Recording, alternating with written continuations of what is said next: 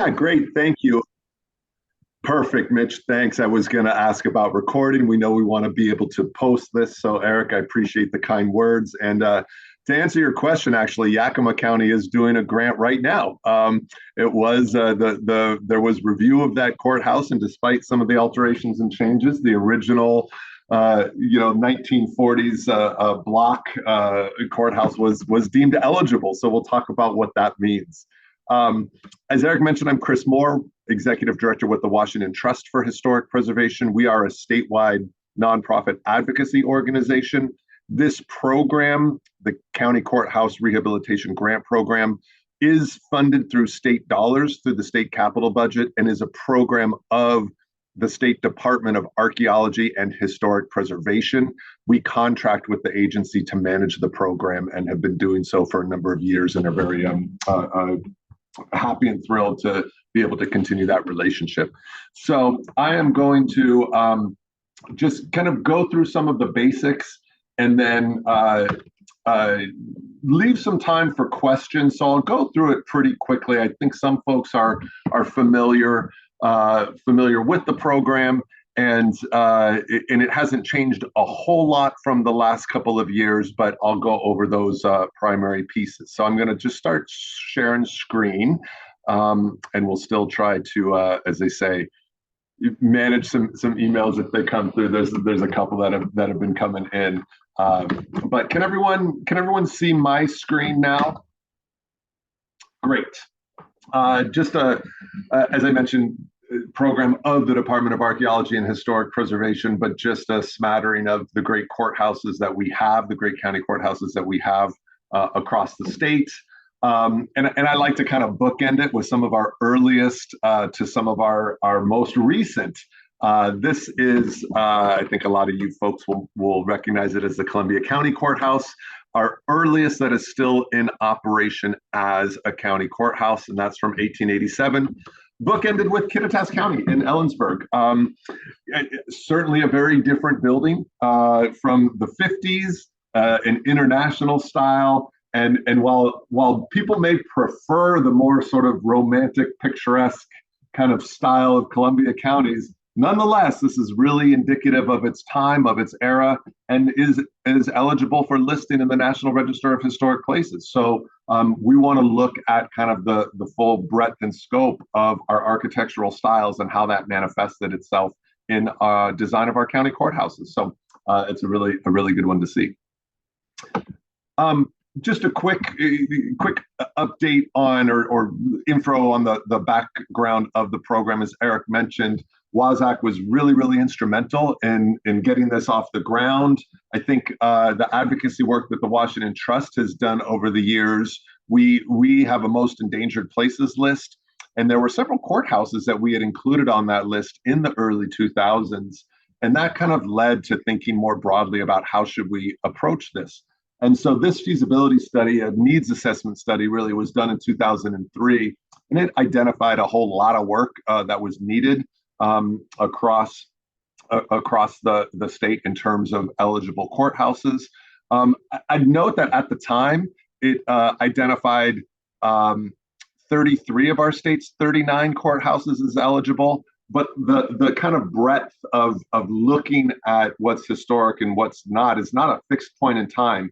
Really, any building over 50 years old or more can be considered eligible for listing in the National Register of Historic Places.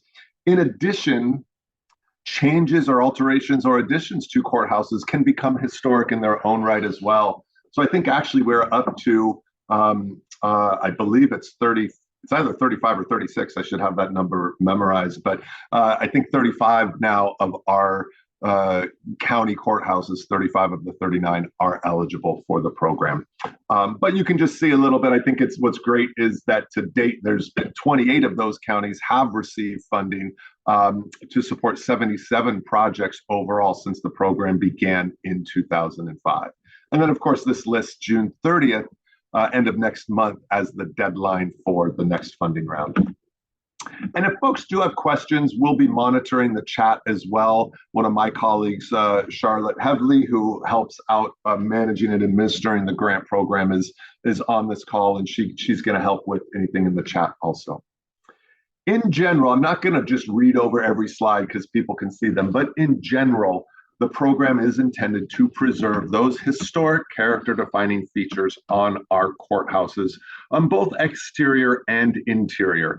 The program is truly a preservation program, so we want to retain those historic features.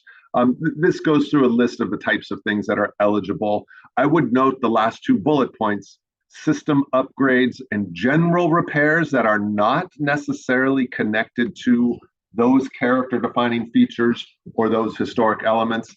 They can be part of the project, but they're not going to score as highly. They really can't be reimbursed with grant dollars. Those would be those elements that you want to use as part of the match. And we'll talk about that more as we get into it. Ineligible activities: general courthouse maintenance. That is something that is not allowed. Project planning and architectural and engineering fees, those cannot be reimbursed. However, those fees can count toward the required match. So where you do have architecture fees or engineering fees or a study that needs to be done, certainly can count toward the required match. Obviously, we can't pay for lobbying efforts, nor can the grant pay for reduction of debts. Again, not going to list every one of these. They're in the documents I've handed out, distributed prior. But quickly, the evaluation criteria are not necessarily in any prioritized order, although some of these elements might garner more points than others. But the first one is, I like to point out, you've got to either be listed in or eligible for listing in the National Register or the Washington Heritage Register.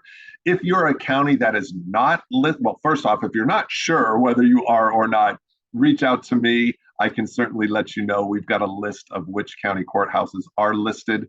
And if a county is not yet listed, there is a requirement that the county at least submit a nomination to be listed in the National Register before any grant funds are reimbursed. So if you're not listed right now, you can still apply to the program. Just note that if you do receive a grant, before the state will reimburse any funds, that draft nomination needs to be in. And I want to note and be sure to clarify that listing in the National Register of Historic Places or the Washington Heritage Register it's an honorary listing only. There's nothing about it that is regulatory, that says what you can or can't do to a building.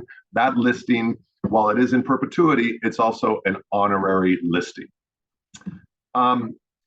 The other criteria I want to just talk about briefly is this number 7, and that's percentage of requested state funding that the applicant intends to match. So all courthouse grants have a matching component to them. You request dollars from the state, from the agency, and then there is a local match that's required. For the last, I'm getting ahead of myself. For the last several grant cycles, the Courthouse Steering Committee and the agency have determined that a sliding scale is appropriate for the program. And so there is a sliding scale of match. All projects must provide some level of match. The minimum amount is 25% of the grant requested. So the minimum match a county has to provide is that 25%. For instance, if the county's requesting $100,000 in grant funds, the minimum county match has to be at least $25,000 or 25% for a total project of $125,000. In terms of the scoring and the evaluation, what we say, and this is how the committee has sort of worked on it, is those projects, those counties that do provide a dollar for dollar match, you're asking for $100,000, and you are going to match that grant request with $100,000 of local dollars for a total project of $200,000. That's going to score the highest in this program and in this criteria bullet point. If you do the minimum, the 25%, it will score the lowest in that one review criteria, and then it grades up kind of through there. If it's between 25,000 and sorry, just getting an email off again. If it's between 25,000 and 50,000, it ramps up to the next kind of point level between 50 and 75, the next point level, and so on. So that is kind of the standard for that criteria and how the scoring works. Basically, if a county can provide a dollar for dollar grant, at least in that scoring criteria, you will score higher than a county that is doing the minimum. And so we'll get back to that when we get to a couple of other examples as well. Okay. Other program particulars, and this is about expenditures. The dollars are allocated within the biennium. So the next biennium we'll be looking at is the 2025-27 biennium. So if you do receive a grant, only expenditures the state can reimburse are expenditures made within the biennium that those dollars are appropriated. And then similarly, all expenditures that the county would like to use as match must also fall within that biennium. That's typically how it works. Dollars that are allocated within a specific biennium have to be spent within that biennium. I do want to point out this third bullet point, and this is something, again, the committee has worked on over the years. I think the committee acknowledges that counties have work to do on their buildings that don't necessarily align with the state's fiscal cycle as well. So we do say that any county expenditures that have been made after January 1 of this year for a project that was completed before the new biennium starts, or a project that might be underway now, the county can use those dollars to match a new project going forward for which you apply, provided that you meet all of the other program requirements. So to just kind of try and put that in plainer English, if the county's doing a roof replacement project right now, and it's going to run from May to August of this year, and it's going to cost $500,000, then that $500,000 can be used to match a new grant project that you apply for funds for, provided that the roof replacement meets all of the program requirements and criteria. And we'll show you on a sample budget what that looks like. So it's a way to acknowledge that counties are always doing some work to courthouses, and that they don't necessarily fall within the window that we have set up for the program. And again, just to reassert, to emphasize, only those project elements that address the historic components are eligible for the grant dollars. Other projects can be used as match, but we want to focus on the historic elements for grant dollars. A couple other program particulars. All work must comply with the Secretary of Interior's standards for the rehabilitation of historic properties, which is a long-winded way of saying the work has to be historically appropriate. Rehabilitation is it means a very specific thing in the world of historic preservation. And I've sent out, and in the guidelines, the application guidelines, there are links to what these standards are. But in short, for an existing building, the standards of rehabilitation acknowledge that buildings do change over time. Buildings need to be adapted and updated to meet modern needs. And at the end of the day, we want a building to have utility and be useful. What rehabilitation means is, as you're making necessary changes, we want to focus on, again, those historic materials and those character defining features. We want to retain important character defining features that really convey the significance of the courthouse. And where you have original historic material, we really want to preserve and repair that wherever possible. If that material is deteriorated to the point where it really does need to be replaced, we want to make sure that we're replacing in kind, if possible, and at the very least with historically compatible materials. So we're not adversely impacting, that's kind of the phrase, right? We don't want to adversely impact the building. So those, in short, are kind of what the standards say. It does not mean we're going to review every nail that goes into the building, or review the light bulbs that are changed, that sort of thing. That is not what this is intended to do. It's really intended to just ensure that the character the historic character of that building is retained throughout the project. Chris, did you want to take questions as they come in, or do you just want to take them at the end? If people have, actually, let me get through this slide, and then if there's some questions before we go on to the next, I'll stop there. And I should have mentioned this at the onset, but if you want to throw any questions in the chat, please feel free to do so. We will certainly monitor that as well.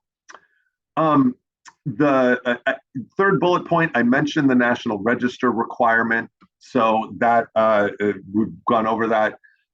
Really, the only other piece, I mentioned National Register listing as honorary only, but what we do want to see is for counties that receive grants, we do want to see that those counties, for a period of 5 years following completion of their grant project, that they are still going to comply with, utilize these rehabilitation standards for future capital projects within that 5-year period.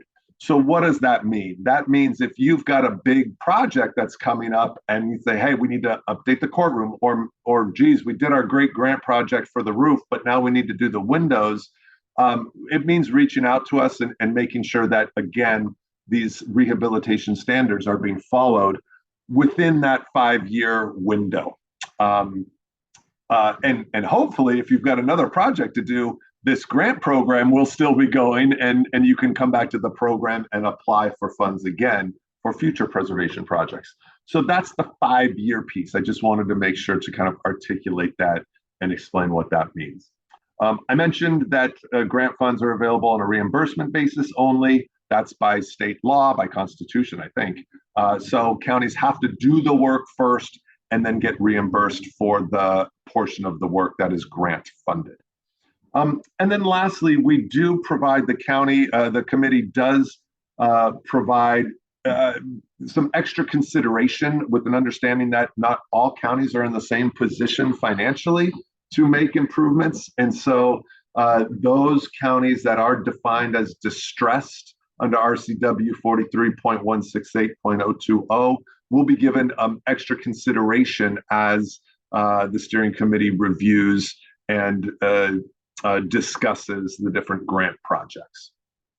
Okay, so that is a good point to stop just with kind of the overall program particulars and see if there are any questions out there. And I'll just stop sharing for a minute so I can see if hands come up or if people want to come off mute. And if there aren't any, that's fine. We can continue. Rich, I just asked one, and that's around energy efficiency and energy projects. Our counties are being charged and tasked with doing energy audits on their facilities, which will include all of their historic properties as well. And can you, help them think about how do they do those in conjunction with historic preservation? Yeah, it's a great question, and it's one where you might think that some of the intents of this program are in conflict or in tension with some of these other mandates. I think at the end of the day, it's about design, and it's how is something implemented and how is something designed in a way that that retains that historic character. We have in the past, and I think this is in the guidelines as well, said that state dollars, that the county match for any courthouse grants cannot be state dollars, because typically you cannot match state dollars with state dollars. There is a exception that has been made in the past for the Department of Commerce energy efficiency grants that they have had. Now, I actually don't know if Department of Commerce is running those same grants again, but if they are, and if your county has received one of those, we can work with you on a project that looks at those two programs in tandem. I think there is certainly an acknowledgement that at times to implement some of the energy improvement and energy efficiency pieces, it can be potentially more costly to do it in ways that really do honor the historic character and don't eliminate historic character defining features. And I think that's in part why the grant's in place, to help support what some of those additional costs might be. I would also encourage folks, and Eric, I know there was legislation that passed, if not this session, last session, that I think this is the legislation you're referring to, which really mandates energy efficiency among different public buildings. I will note that in that legislation, there is a carve out for historic buildings. So there's a clause, and I can find it. I'll send it to you and work to get it out to all the counties as well. That says if meeting the, and I'm paraphrasing because I don't have the exact language in front of me, but if meeting the standards for efficiency, that the metrics or standards that are set forth in that legislation would adversely impact, again, using that language, would adversely impact the historic character of a building eligible or listed in the National Register, that the same measurement of energy efficiency doesn't apply. So I would encourage people to take a look and sort of use that. It's dueling public benefits, right? Understanding that there's a great public benefit to our historic county courthouses, and not wanting to have this energy efficiency mandate necessarily impact in a bad way the public benefit that comes from having these great historic buildings. So that's contained in the legislation, that carve out. And again, there may be other bills or other pieces out there, Eric, but I'll try and find that so people can look to that as a way to help as they're looking to implement efficiency projects. Great. Okay, I'm going to go back to sharing here as we go through this. So hopefully you can still see the slides that are up there again. Just a quick note about the process, the scoring process, and how it works. I've mentioned the steering committee a couple of times. So there is a courthouse steering committee that does review all of the applications. And how it works is every application that comes in and meets the baseline criteria, in other words, is eligible to apply and has submitted a project that is that meets the program requirements. Say we get 10 applications. The committee will rank in priority order from 1 to 10 those 10 projects, and then at the end of the day, we'll submit that recommended prioritized list to the agency, to Department of Archaeology and Historic Preservation, and says, and we'll say, hang on, I'm going to stop sharing this real quick, and we'll ultimately say the if you were to fund, say those 10 projects came to a total of $5 million, then they would say, the committee would submit and say, here's our 10 projects. Here's the list of 10 counties for a total of 5 million. And at the end of the day, the agency will in turn take that list, and historically in the past, they've taken the full list and included it as part of their agency decision package to the governor's office and to the Office of Financial Management, asking for full funding for that list. And so that's kind of how the recommendation process goes. 10 applications come in for 5 million in funding, they get prioritized, the agency asks for full funding. Now, how it happens at the legislative end can be very different, right? And that's where, we typically, the governor's office and OFM would take that list, determine if they want to fund it in full or if they only want partial funding. And if they come out and recommend partial funding, it will just go down the list and fund those projects at the top until kind of the funding runs out, so to speak. And then, of course, the legislature will go through and do the same thing. They'll look at what the governor's office may have recommended. They'll look at what the agency recommended, and then we'll go through their own deliberations as well. Hey, do we want to fund this full list, or do we want to only get partway there? And so we keep counties apprised of where they are on that list and of what decisions have come out of different the administration as well, so people know. There is no cap on the amount that can be requested. I will say to counties, it's unlikely that a county's going to get a $5 million grant, but we did this last round see grants anywhere from I think the smallest one this year was around 90,000, and the largest was about 800,000. And have had a couple of seven-figure grants, although those have been less common. So there is no cap, but I just want to keep it in mind from that standpoint. There is a kind of requirement as well that work must be complete by June 30th of 2027. Again, it's that biennial piece. Funds are appropriated within a biennium. They're supposed to be spent within the biennium. My caveat with this is that every year we have had a project, at least one, and oftentimes more than one, that has not completed within the biennium. What we do in that case is we will work with the legislature and the agency to request that funds are reappropriated. In other words, funds awarded in one biennium, the legislature can reappropriate those funds into the next biennium, giving additional time. The caveat with all of this is that there's no guarantee that will happen. I say to folks, we've had reappropriation requests every year. This program's been in place. Those reappropriation requests have gone through every year, but it's not a guarantee.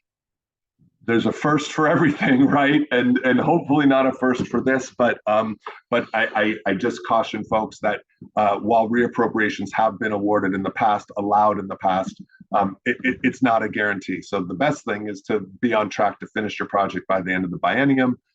If not, then we do work with the legislature to let them know what might be needed. Okay. I'm going to skip through some of this pretty quickly because I've sort of talked about it a little bit, but this is with specific regard to the application itself. But I'm just going to switch real quick just to show folks where you can go to find the application online. It is on our website, which I'll have Charlotte put in the chat so everyone can see. Well, actually, I can just do it. It's right here. Put in the chat where everyone can see it. And then from there, if you scroll down, click on the link to apply now. It does take you to the actual application form itself, which is all online. And so everything is submitted online, and you can see things here. So I mentioned earlier on section 3, the historic designation, we ask the designation of the courthouse currently. If you don't know, ask us. We can also let you know. So that's most people probably know if your courthouse is listed, but some may have questions, and we can certainly help out with those. Be sure to include the total grant requests. So when we look at this, section 4, sometimes people do the total project, but we really just want to see what is the grant amount that's being requested.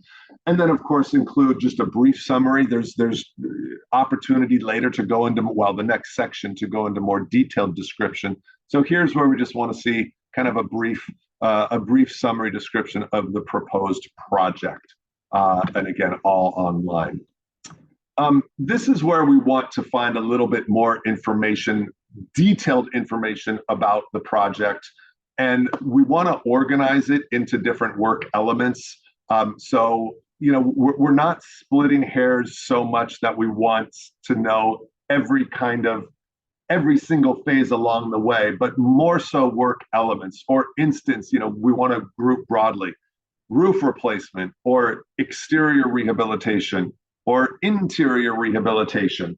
And then when you get to the actual application, there's the narrative section where you can provide more detail. So what that looks like on the actual online form itself is when we get into here, there's all these instructions, work element, roof replacement, and then you provide your detailed description. These boxes expand. You're not contained by kind of the visual you see here. They'll expand and allow for additional information to be put in. Similarly, you get to exterior rehabilitation. That's where you say, we need to repoint the masonry. We want to replace the windows or rehabilitate existing windows and go through that description as well.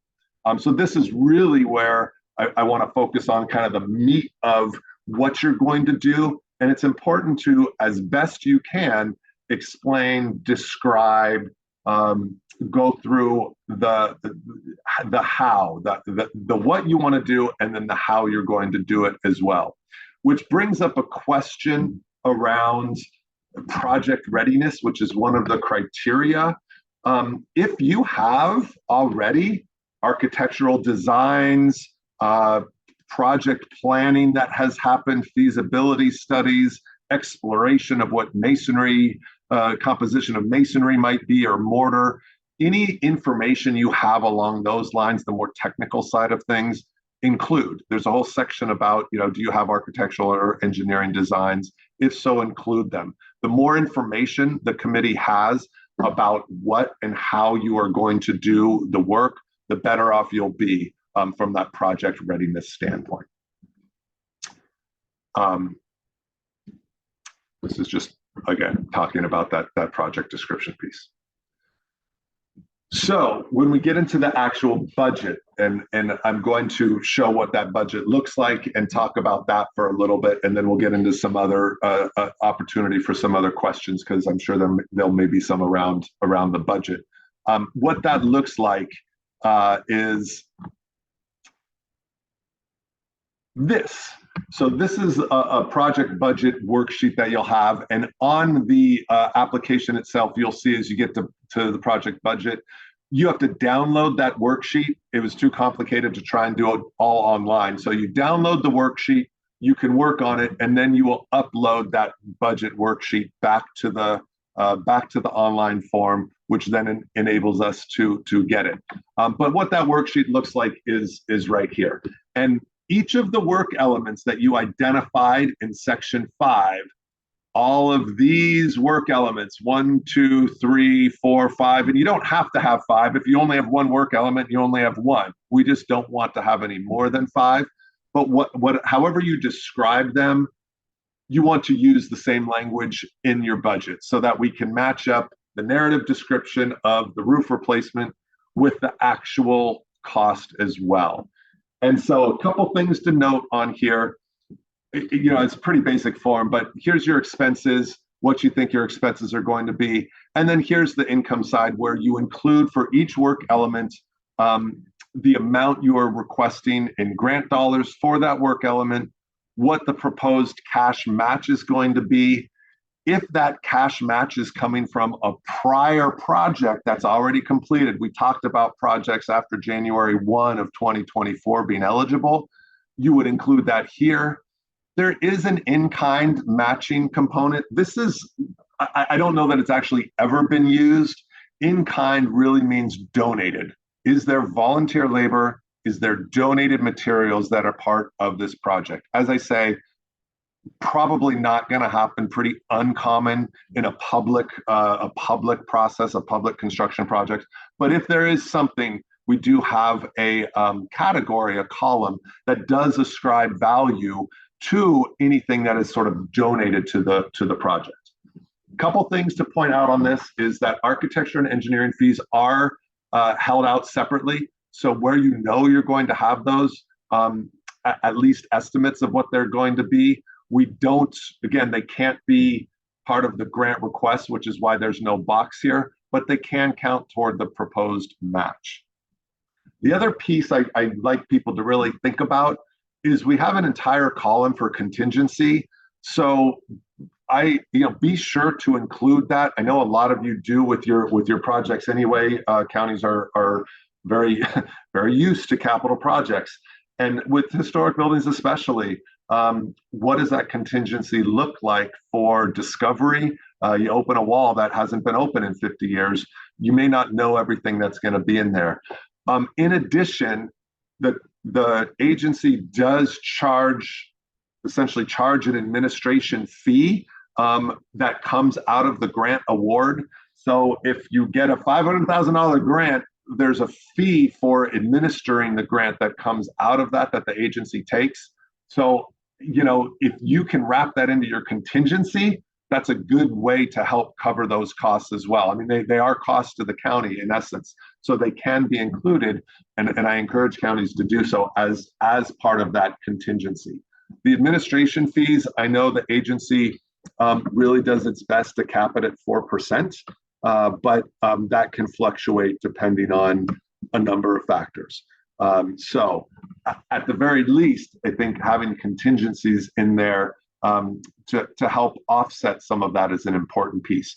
Obviously, if it's a project that is already completed and your expenditures are done, it's hard to put a contingency in there because they're already spent. But for those new projects moving forward, you're requesting grant funds for, that should go in. Okay, so what does this look like if we were to start filling this out? Just a couple of examples. This is a very straightforward one. You've got a project with a single roof replacement as your project. Construction costs are $100,000. A&E fees are $10,000. You've got a contingency of $10,000. So the overall project is $120,000. This is a single work element, a 50-50 grant to match ratio. In other words, a county's going to match dollar for dollar. Of the total 120, they're asking for 60. They're going to match that 60 with 10,000 in A&E fees and another 50 in local dollars. And you've got your total income at 120, total grant amount at 60, total match at 60,000. We use this box. It is set up. The formula is set up that if a county includes a number that does not meet at least that 25% match threshold, then you'll see a negative number that comes in here, or a number that isn't zero. Then you've got to rework this formula until you get this number to zero. So it's sort of a built-in way to let you know if you're meeting that match formula. Okay, so this is the very simple single work element, dollar for dollar match. This is the same scenario, but one where a county is asking for a larger percentage of grant funds than they are provided in match. Same overall expenses numbers, 120 grand, but in this case, the county's asking for 90,000 of that with a $30,000 match. Again, they won't score as high as in the other scenario for that one review criteria, but because the discrepancy shows up as zero, it still means that the amount of match being applied, in this case, it's about a third, 33% above that 25% threshold. This is still fine. It's still an allowable project, an eligible amount to request. Okay, just another scenario with multiple elements, same kind of situation. You see what the construction costs are. We've built in 10% contingencies in these examples, A&E fees of 20 grand. So here's your overall project of 350.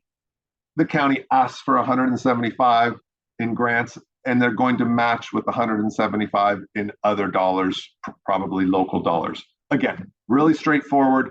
It's a one-to-one match. Here's that same scenario, but again, with an increased match request, or excuse me, an increased grant request and a lower percentage of match. Same thing in this case, total construction expenses are the same, but the county's going to ask for 250,000 and match with 100. Because the matching discrepancy still shows zero, that level of match versus requested grant funds still works, still plays out, is still an allowable ratio.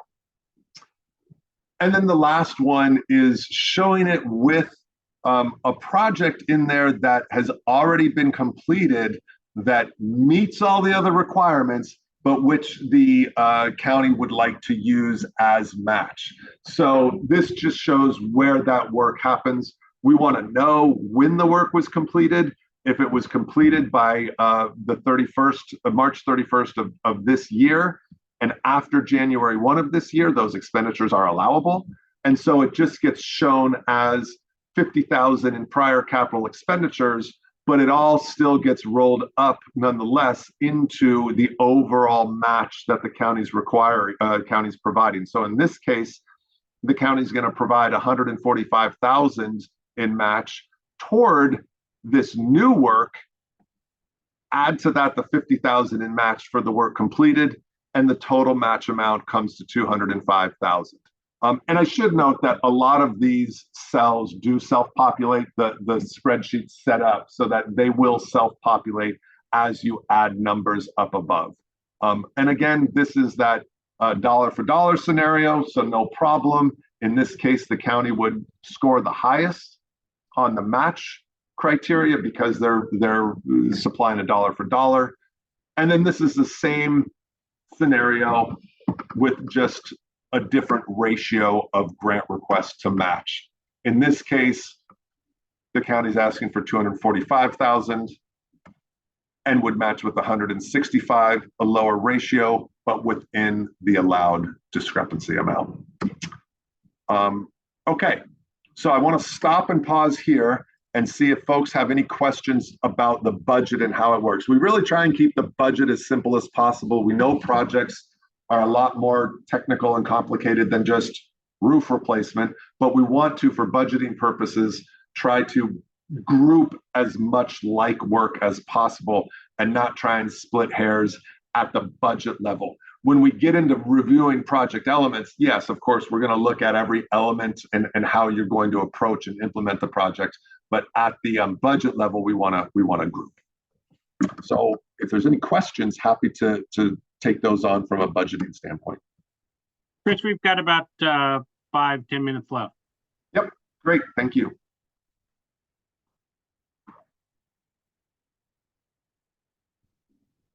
I don't see any questions. Okay, good.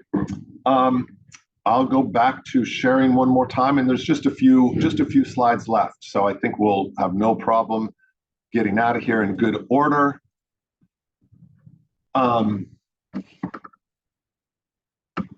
Section 7, I mentioned this early, project feasibility. This is something the committee does want to see, again, because there is an interest in, can this project be done in time by the end of the biennium? This is where we do want to see any of that information that I noted earlier, plans, specs, has there been a study? Do you have official cost estimates? And again, we come back to this project deadline, noting that we've had reappropriations in the past, but also noting that it's not a guarantee. The other piece, these start to get to be more narrative sections that are in the application form. There is information that the committee wants to see about courthouse perpetuity, right? How will this project actually impact and hopefully improve the ability of county functions to remain in the building? And how will this help overall? Some of these might be more challenging to answer, but we do want to see, for this bullet point, well, actually for the first bullet point, what county functions will the courthouse serve? It is a requirement of the program that the courthouse still serves some county function. It doesn't necessarily have to be a courthouse. We have some historic courthouses where a new courthouse facility has been built and maybe connected to a new jail, but there's still county services that come out of the historic courthouse. You're still eligible as long as there's some county use, some county services. But we also want to see, what does that mean for the next 10 years? How does the county plan to maintain and support the state's investment through grant funds over those 10 years? This is where, if you have a capital facilities plan, you can talk to that, to talk about that plan. You can include that plan with your application materials to show that the county, has this in place for the courthouse. You're thinking longer term about it, and then just these other pieces. There's a question about other specific capital projects that need to happen. We think about it in terms of 5 years. Even if it's longer out than 5 years, it's great to let us know about it. If hey, we're biting off a sizable chunk that we can chew on right now, but we also know that 3 to 7 years from now, this is going to come due. The committee wants to know about that as well. And then much of this is kind of repeat. I do want to just note the second bullet point on here. One of the requirements to apply is that there is at least a letter of support from the county commission or county council. We do not need an official resolution, but we want to see at least a letter that it lets the steering committee, the review committee, know that the county's fully aware, that the elected officials are fully aware this is going to be submitted and worked on, and that they're supportive of moving forward with this project and seeking those grant funds. So again, doesn't need to be a long-winded thing, but just something that acknowledges county leadership is aware of what's going on. And then the other pieces I mentioned about compliance with the Secretary of Interior standards and the National Register. This is just a real quick list of the character kinds of features that we look at. This is not exhaustive, but just gives you a snapshot of the types of pieces. And for all of you who work in and out of these buildings every day, it's going to be apparent. You know what the historic character defining features are. They're what make the buildings really unique and interesting. And I'll leave it with this. This is, I mentioned that rehabilitation means a very specific thing. This is the literal definition of rehabilitation as we apply it to these projects. There's a link where you can read all 10 of the rehabilitation guidelines, and we can put that in the chat as well. But that's where I'll leave it. The rehabilitation piece is the standard that we use, and it is, again, basically saving what's historic with an acknowledgement that buildings change over time. Great, Chris, thank you very, very much. And again, thanks for being here today and all your support of these buildings. You showed a number of beautiful pictures of county courthouses, so thanks for doing that. Are there questions for Chris? I know his contact information. Maybe, Chris, you could put that in the chat box as well for folks that want to get a hold of you or Charlotte. One of the two would be great. Are there any questions for Chris? I know he's very responsive if you do have questions on this.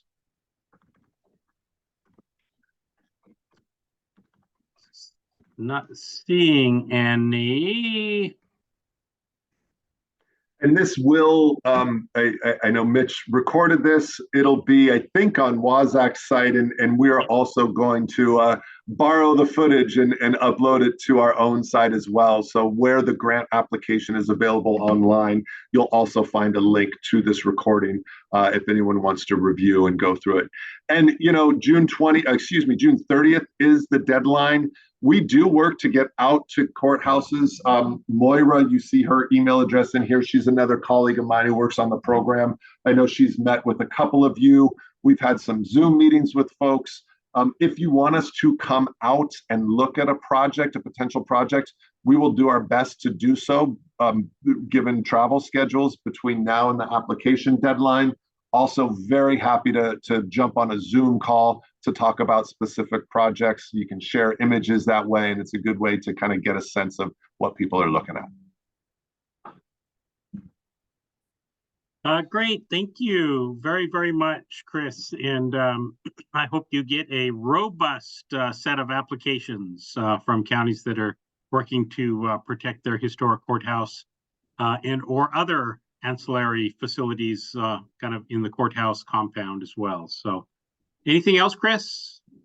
Nope, just thanks to all of you for being the great stewards of these buildings. We're really lucky in this state to have some really phenomenal historic county courthouses, and I appreciate the work all of you do to keep those buildings standing. I know it's not always easy. Great, thanks, Chris. Thank you very much. Take care. Bye-bye. Thanks, everyone.